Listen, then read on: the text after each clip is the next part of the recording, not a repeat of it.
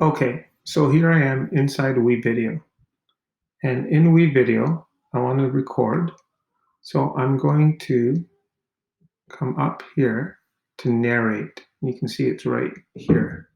So I want to narrate. So when I click narrate,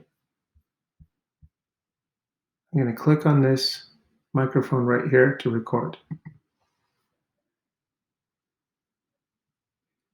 I am recording my voice. I don't know what to say. I have nothing interesting to say right now. For that, I apologize. Okay, and then I can check it.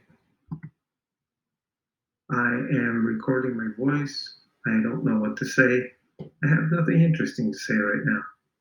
For that, I apologize. Okay. So once I'm finished with this, I simply click on the check mark here. It's saving the recording right now. And once I have done that, I can click up here on finish, set a title for your export. Now, of course, it's usually a video. So here I could call it nothing to say. And then here it's coming up with audio with video choices, but I'm selecting audio only. Then I'm clicking on my Google Drive, and then I simply click export.